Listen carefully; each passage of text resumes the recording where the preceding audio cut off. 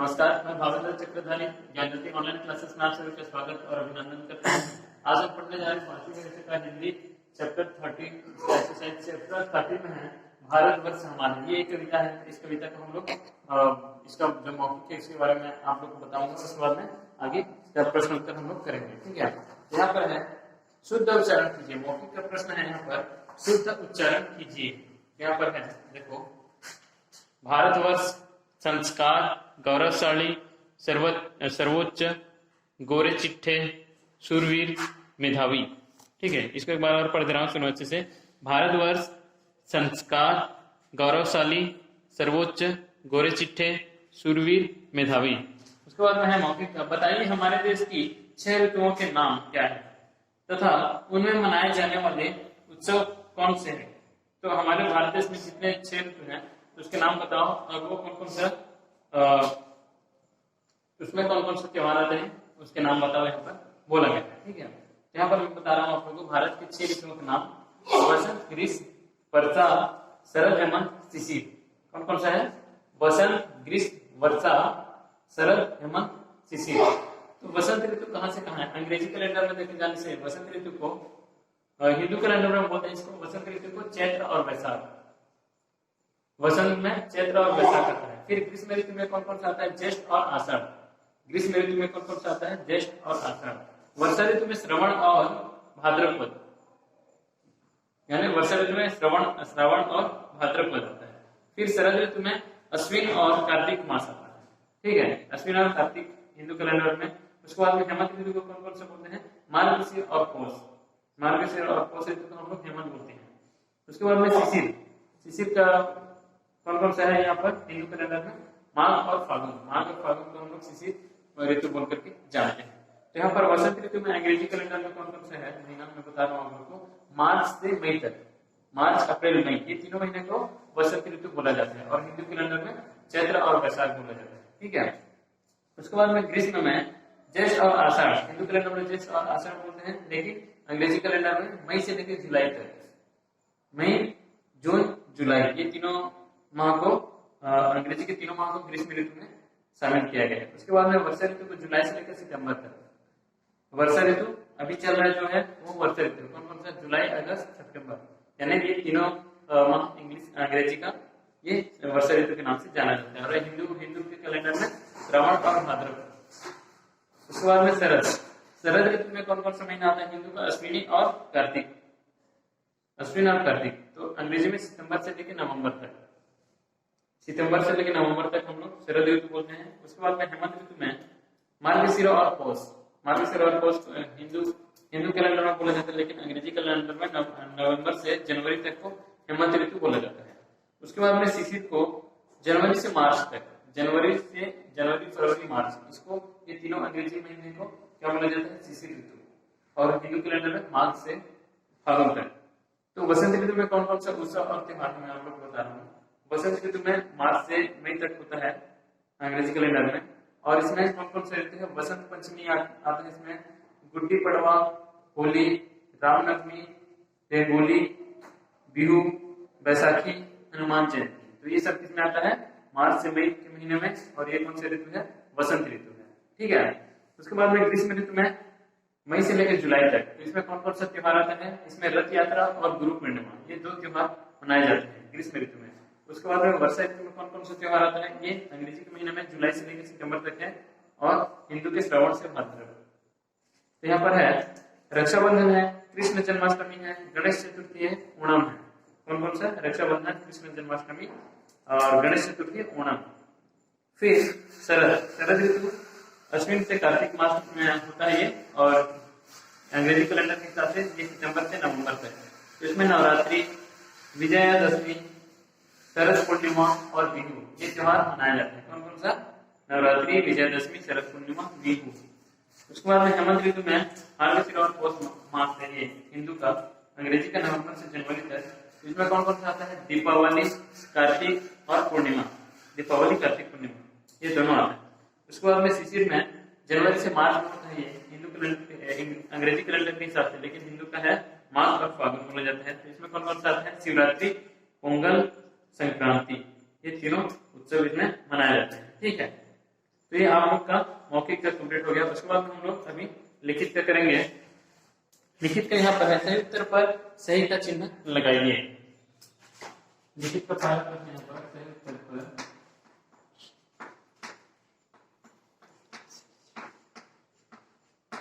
सही का चिन्ह लगाइए।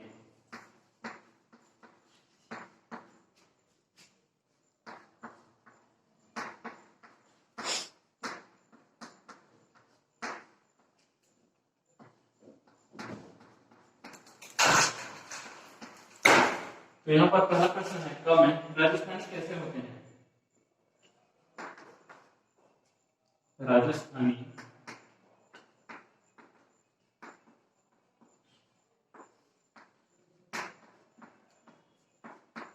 कैसे होते हैं? तो उत्तर में यहाँ पर आलसी, कमजोर या शूरवीर, तो तीनों में से कौन सा होगा? राजस्थानी शूरवीर होते हैं। यहाँ पर लिखना है शूरवीर। राजस्थानी शूरवीर होते हैं, यहाँ पर टिक करना है। उसके बाद में ख नंबर प्रश्न है गुजराती लोग कैसे होते हैं? उत्तर में गौरवशाली, मतवाले, न्यारे। गुजराती लोग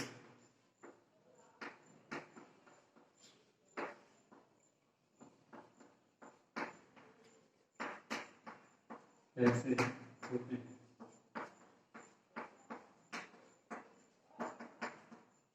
यहाँ पर होगा गुजराती लोग गौरवशाली होते हैं।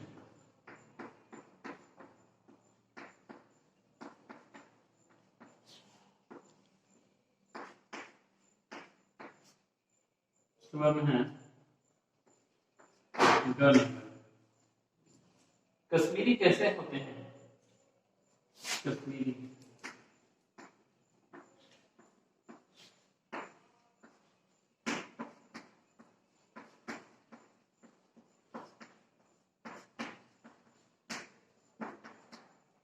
यहाँ पर शाम सलोने, गोरे चिट्ठे, लंबे तगड़े। यहाँ पर हुआ गोरे चिट्ठे। कश्मीरी गोरे चिट्ठे होते हैं। गोरे चिट्ठे कश्मीरी कैसे होते हैं? गोरे चिट्ठे होते हैं। चिट्ठे गोरे चिट्ठे।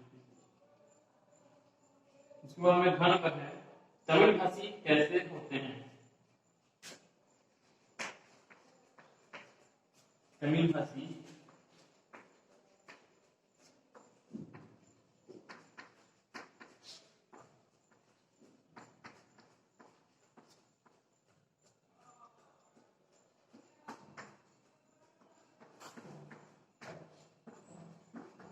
जो तमिल भाषी रहते हैं वो कैसे होते हैं? उत्तर में यहाँ पर भाव भरे, वीर या मेधावी, तो तीनों में से होगा मेधावी।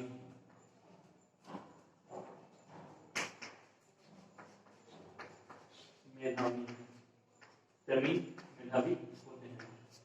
इस तरह से आप लोग जो सही उत्तर है उसमें क्या करना है? सही का निशान लगाना, सही का चिन्ह। राजस्थानी कैसे होते हैं? राजस्थानी शूरवीर होते हैं। गुजराती लोग कैसे होते हैं? गुजराती गौरवशाली होते हैं। फिर कश्मीरी कैसे होते हैं? कश्मीरी गोरे चिट्टे होते हैं। घन में तमिल भाषी कैसे होते हैं? मेधावी होते हैं। तमिल भाषी मेधावी होते हैं। उसके बाद हम लोग सेकंड नंबर करेंगे, ठीक है। यहाँ पर हम लोग सेकंड नंबर लिखेंगे कि प्रश्नों के उचित उत्तर लिखें। यहाँ पर प्रश्न है उसका उचित उत्तर लिखें। तो पहला प्रश्न है क्रम में संसार में सबसे सुंदर देश कौन सा है? पहला नंबर संसार में सबसे सुंदर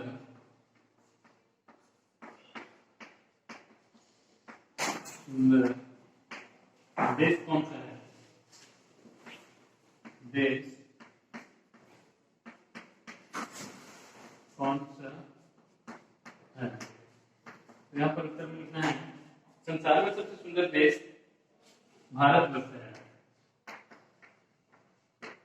संसार में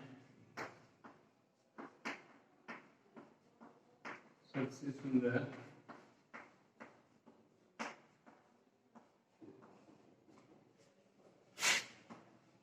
देश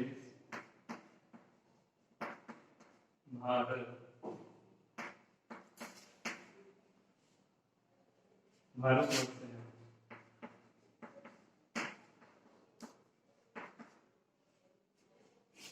नंबर प्रश्न है, भारत को 6 ऋतुओं का देश क्यों कहा जाता है?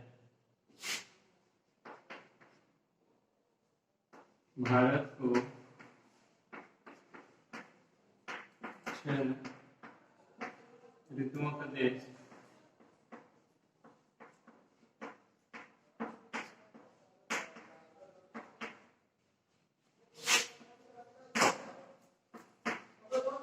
भारत को 6 ऋतुओं का देश क्यों कहा जाता है? क्यों कहा जाता है? प्रश्न है, भारत को 6 ऋतुओं का देश क्यों कहा जाता है? उत्तर में है पूरे संसार में केवल, उत्तर में पूरे संसार में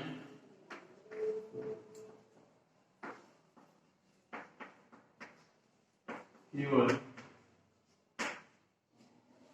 भारत में ही 6 ऋतुएं आती है। भारत में ही 6 ऋतुएं आती है।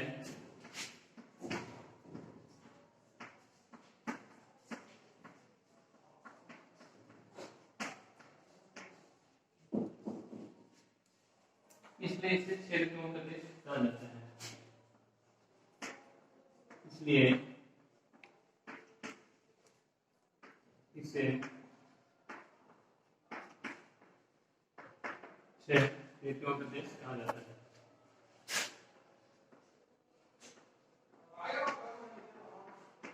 ऋतुओं का देश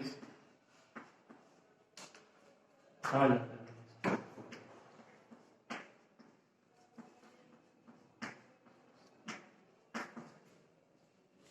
शुरुआत में दोनों पर है, हमारे देश में ऐसा कौन सा पर्वत और नदी है जिसके समान विश्व में ना कोई दूसरा पर्वत है और ना कोई दूसरी नदी है?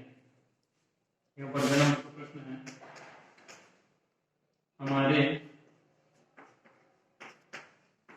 देश में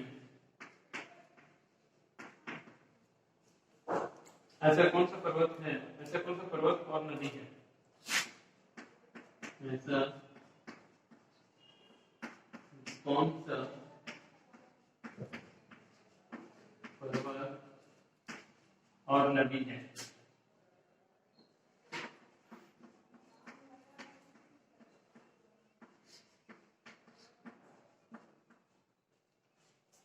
जिसके समान विश्व में ना कोई दूसरा, जिसके समान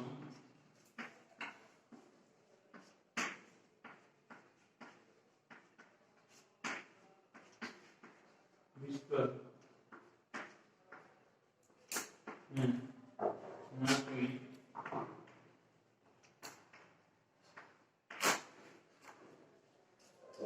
दूसरा पर्वत है और ना कोई दूसरी नदी है। दूसरा पर्वत है और ना कोई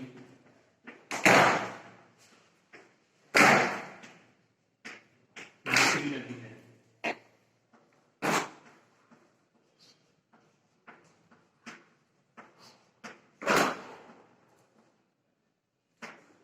यहाँ पर गलत प्रश्न है, हमारे देश में ऐसा कौन सा पर्वत और नदी है जिसके समान विश्व में न कोई दूसरा पर्वत है और न कोई दूसरी नदी है? यहाँ पर है उत्तर में हिमालय जैसे पर्वत और गंगा जैसी नदी विश्व में कोई नहीं है। उत्तर में लिखना आपको हिमालय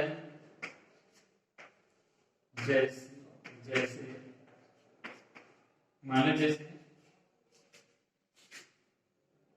हिमालय जैसा पर्वत और गंगा जैसी नदी विश्व में कोई नहीं है।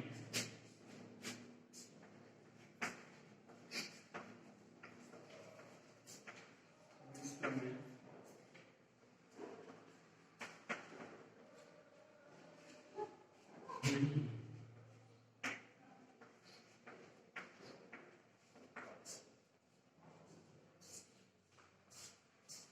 नंबर का प्रश्न दिया यहाँ पर, हमारे देश में ऐसा कौन सा पर्वत है और ऐसा कौन सा पर्वत और नदी है जिसके समान विश्व में न कोई दूसरा पर्वत है और न कोई दूसरी नदी है। तो यहाँ पर उत्तर में लिखना आपको, तो हिमालय जैसा पर्वत और गंगा जैसी नदी विश्व में नहीं है, कहीं पर भी नहीं है। उसके बाद में आते हैं हम लोग घ नंबर। घ नंबर कंप्लीट हो गया। उसके बाद में घ नंबर है, हमारे देश की जनसंख्या कितनी है। यहाँ पर उत्तर में प्रश्न लिखना है, घ नंबर हमारे देश की जनसंख्या कितनी है।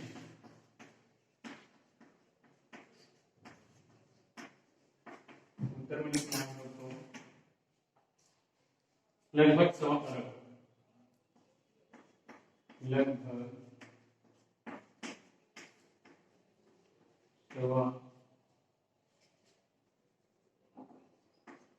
100 अरब।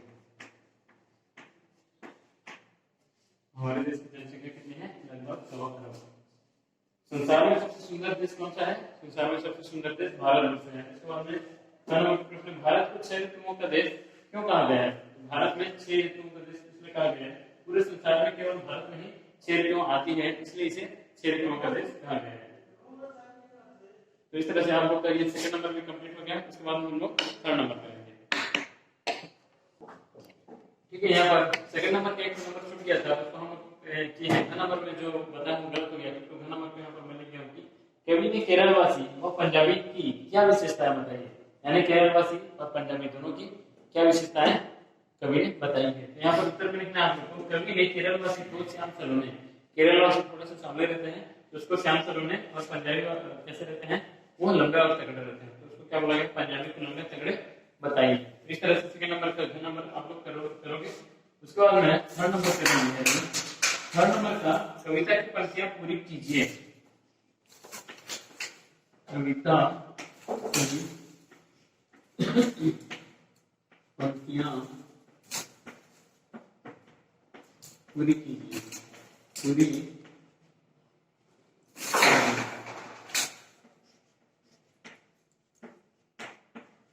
यहाँ पर थर्ड नंबर में कविता की पंक्तियां पूरी कीजिए। पहला नंबर लेता हूं मैं, लंबे तगड़े पंजाबी में है, लंबे तगड़े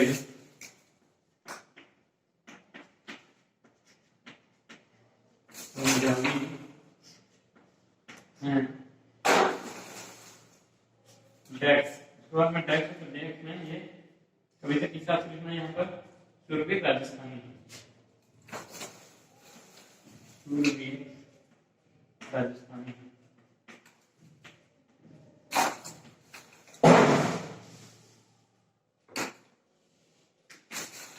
उसके बाद में है डैश भारतवर्ष हमारा है, नंबर है डैश। डैश में लिखना है दुनिया भर में सबसे सुंदर, दुनिया भर में सबसे सुंदर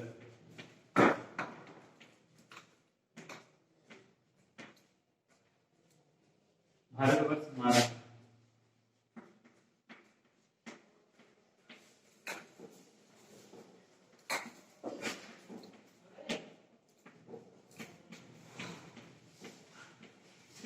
दुनिया भर में सबसे सुंदर भारतवर्ष हमारा है।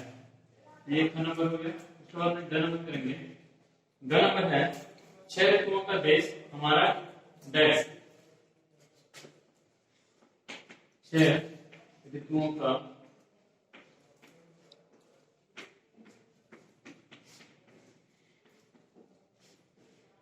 देश हमारा,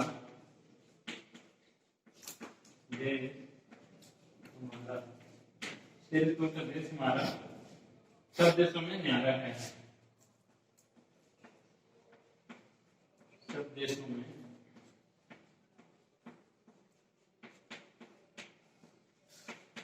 यहाँ रखें। ये खाली था। उसके बाद में घन बताया। डेक्स कहाँ गतिशील धारा है, कहाँ हिमालय जैसे जैसा पर्वत, कहाँ गतिशील धारा है, कहाँ हिमालय जैसा पर्वत,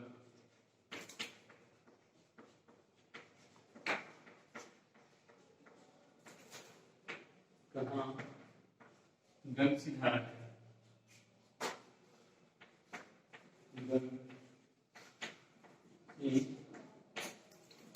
धारा है। ठीक है,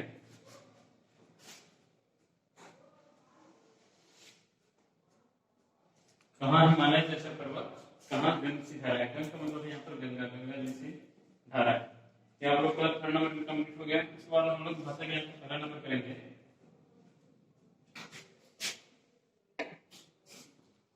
इसके बाद हम लोग भाषा ज्ञान का पहला नंबर करेंगे। भाषा ज्ञान का पहला नंबर में हम उदाहरण के अनुसार ई प्रत्यय लगाकर शब्द बनाइए। यहाँ पर उदाहरण आप लोग को मैं दिखा रहा हूँ। पंजाब है, पंजाब धन ई, तो ये क्या हुआ, बड़ी की मात्रा है, ये बड़ी है। पंजाब धन बड़ी, ये क्या हुआ, पंजाबी, ब में बड़ी की मात्रा लगा गया। उस वैसे ही इसको उदाहरण के हिसाब से ये बाकी जो है उसको हम लोग को बनाना है अभी। ठीक है, यहाँ पंजाब को क्या है तो हम लोग राजस्थान बनाएंगे। राजस्थान, राजस्थान धन ई, ये क्या होगा, राजस्थानी, राजस्थानी।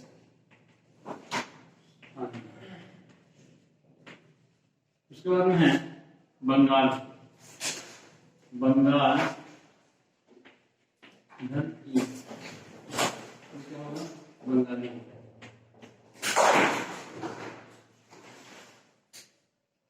उसके बाद में कश्मीर,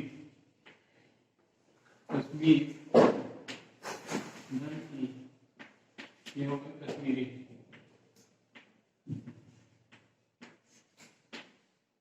उसके बाद में गुजरात,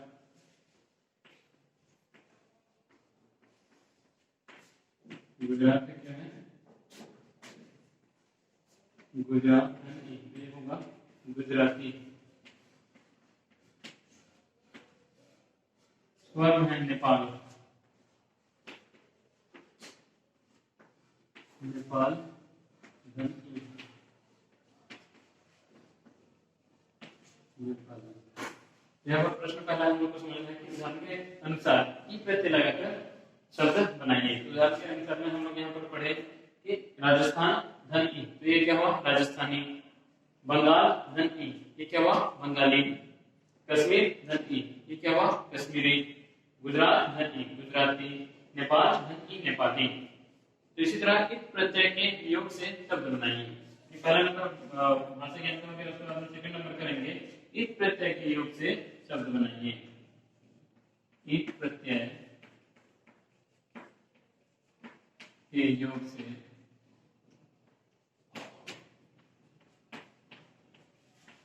शब्द बनाइए।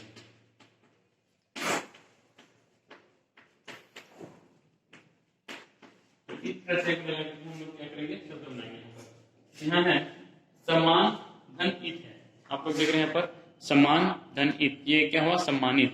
तो इसी तरह बाकी जो है उसको हम लोग बनाएंगे गर्व धन इत, गर्व धन इत, ये क्या होगा, गर्वित, गर्वित। उसके बाद में है शोभा धन इत, शोभा धन इत, ये क्या होगा, शोभित। उसके बाद में है अपमान धन इत,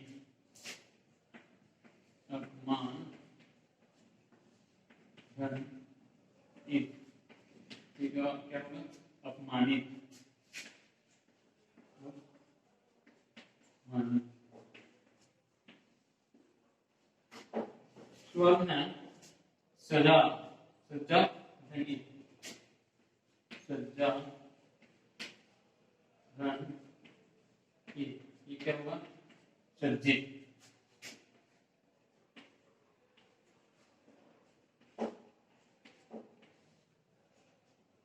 उसके बाद में है हर्ष धन ईट, हर्ष धन ईट, ये क्या होगा?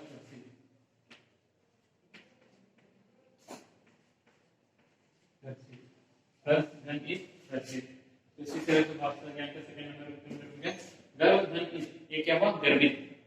शोभा धन ईट शोभित, अपमान धन ईट अपमानित, सजा धन ईट सज्जित, हर्ष धन ईट हर्षित। इसी तरह से ये भाषा ज्ञान का सेकंड नंबर भी कंप्लीट हो गया। उसके बाद में भाषा ज्ञान का थर्ड नंबर करेंगे। उदाहरण के अनुसार द्वितीय व्यंजन वाले शब्द लिखिए। यहाँ पर मैं आप लोग को बता दे रहा हूँ, उदाहरण के अनुसार द्वितीय व्यंजन वाले शब्द लिखिए। आधटा और पूराटा, तो ये चिट्ठे चिट्ठे लिखे यहाँ पर। तो इसी तरह से बाकी को भी ऐसे दो दो शब्द बनाना है, ठीक है। इसको मिटा रहा हूं मैं।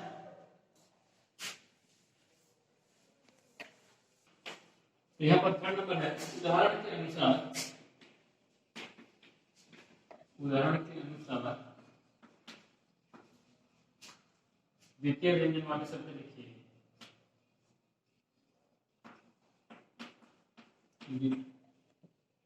द्वित्व व्यंजन वाले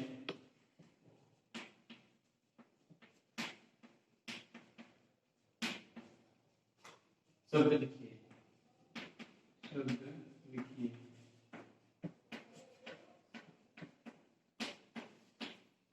ये है आधा ट और पूरा ट मिलकर के ट। इसका क्या हुआ? चिट्टे, चिट्टे। यहाँ पर हमें लिखना है और दो शब्द कट्टे और लिखना है सट्टे। ये दो शब्द बन चुका। इसी तरह से आधा ट और तक, चलो क्या हुआ यहाँ पर? पत्ता, पत्ता। इसी तरह हम और दो बनाएंगे, छत्ता गत्ता, छत्ता गत्ता, फिर न आधा नाम करना, इसका होगा अन्न। और दो बनाना है, इसमें क्या होगा? भिन्न खिन्न, भिन्न और खिन्न। है ला, इसका होगा उल्लेख। यहाँ पर लिखा हुआ है उल्लेख, और क्या बनाना है हमें? पिल्ले और निकलने, पिल्ले और निकलने।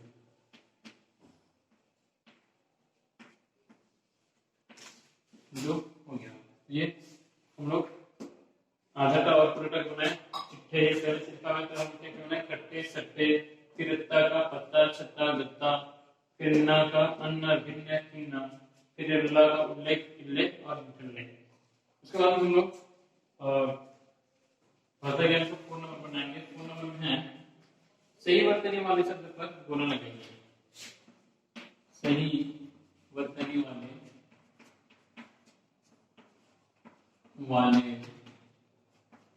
शब्द पर बोलना लगाएंगे। सही वर्तनी वाले शब्द पर बोला लगाने।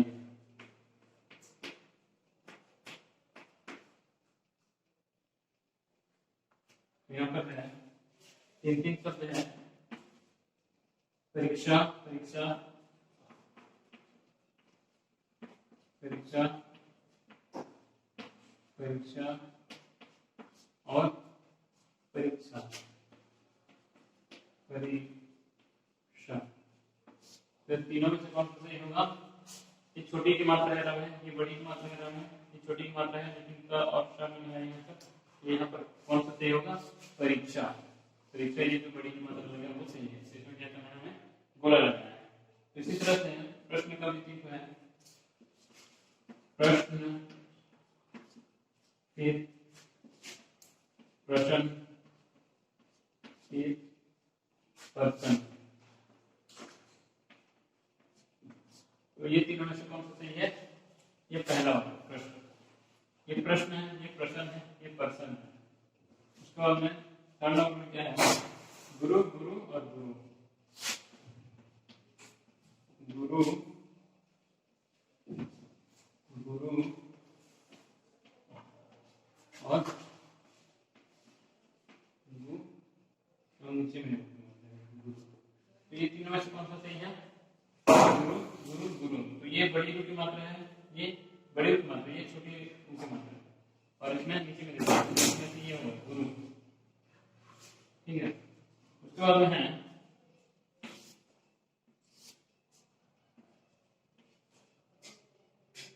सुंदर, सुंदर, सुंदर, सुंदर, सुंदर,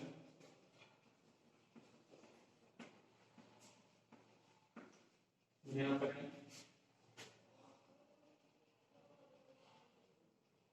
सुंदर।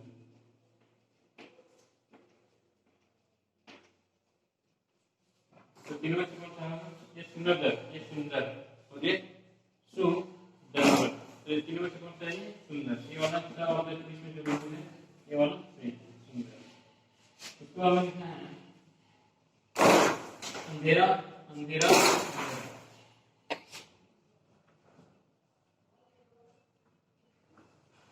अंधेरा,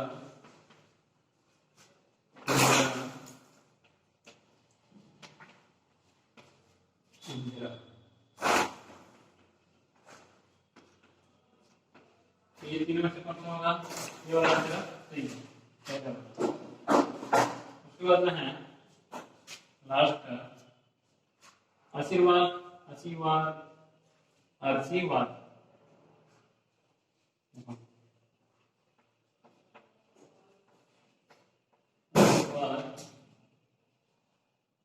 उसके बाद में है आशीर्वाद,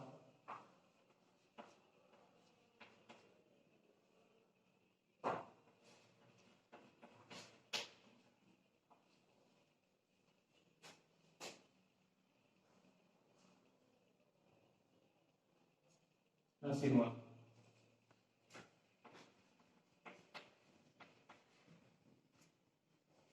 ये छोटी की मात्रा है। ये तीनों में से कौन सा होगा? ये आशीर्वाद, आशीर्वाद, आशीर्वाद। तीनों में से कौन सा होगा? ये इसमें से ये अलग है, ये अलग है, ये अलग। तीनों में से जो सही है उसको हमें क्या करना है? गोला करना है। इसमें से ये सही है, इसे गोला करना है आशीर्वाद, ठीक है। तो इस तरह से ये आप लोग का चैप्टर 13 भारतवर्ष हमारा है, ये कविता पूरा कंप्लीट हो गया। इसको आप लोग अपने बुक और कॉपी दोनों में कंप्लीट करना है। जितना भी क्वेश्चन आंसर है सबको आप लोग अपने बुक और कॉपी में करना है, और अच्छे से सुंदर सुंदर हैंडराइटिंग में सोच समझ कर अच्छे से लिखना है, और इसको पढ़ना भी है, और आप लोगों को क्या करना है? याद भी करना है, ताकि एग्जाम में आएगा तो आप लोग जिस तरह से अच्छे से पढ़े रहोगे तो उसको याद करने से क्या होता है कि एग्जाम में जैसे भी लिख लोगे। अगर उसको नहीं पढ़े रहोगे तो एग्जाम में बीच से कहीं पर भी क्वेश्चन आने से आप लोग नहीं लिख पाओगे। इसलिए उसको जो कविता है उसको अच्छे से पढ़ना, और जो प्रश्न उत्तर है, क्वेश्चन है, उसको भी अच्छे से समझना, और आप लोग ये सब कुछ समझ के अच्छे से सुंदर हैंडराइटिंग में लिखना और पढ़ना है, ठीक है। मैं विदा लेता हूँ, आज के लिए इतनी काफी। धन्यवाद।